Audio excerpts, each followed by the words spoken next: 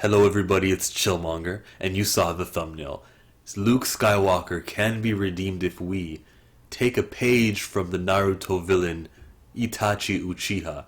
This is someone, spoiler alert, who killed his clan. Now fans went into the series hating him, came out of the series with a better understanding of why he did what he did, and let's apply the same to Luke Skywalker. Luke, the hero who saw a little bit of good in the evil Darth Vader and utilized that to save the galaxy. It wouldn't make sense for him to see a little bit of bad in his nephew Ben Solo and think about approaching him in his sleep with a lightsaber. I'll never turn to the dark side. Unless there is a reason which we were not enlightened to in the movies. I'm suggesting to you that Luke Skywalker turned him to the dark side in order to save Ben's life. That is the only thing I could think of to salvage this character.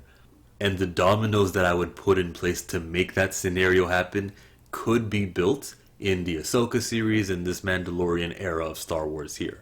And it can also explain why at the end of The Last Jedi, when the heroes put out a call, nobody answered it.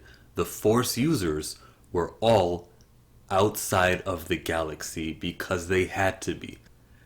There has to be a threat introduced, a new villain who absorbs the Force, particularly the light side.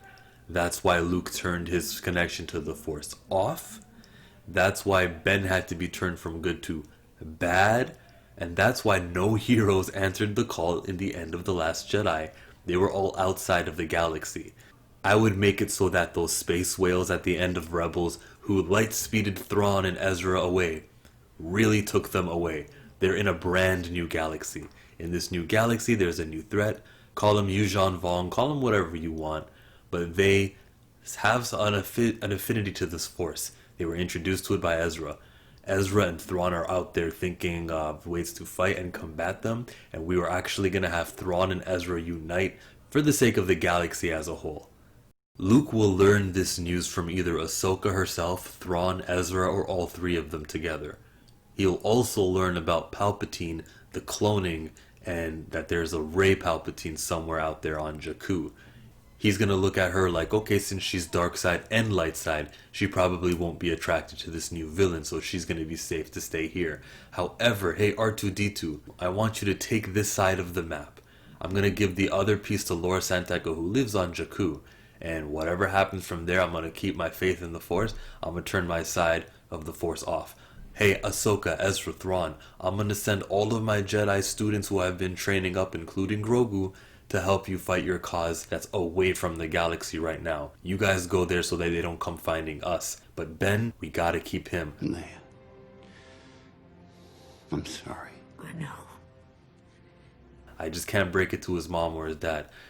It's going to be a tough decision, but I'm going to make it look like I'm about to kill him. I'm going to stage it so that it looks like he really killed everybody here. He probably thinks he turned bad himself, when honestly it's, I got that Force projection power. They can use whatever reason they want for how Luke made it look convincing. He's Luke Skywalker.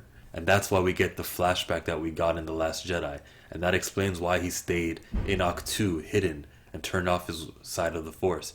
And Leia, she turned off her side of the Force, didn't want to complete her training because of her visions, and everything sort of, we're not going to ever explain why a Force ghost Yoda used a lightning bolt and affected the real world.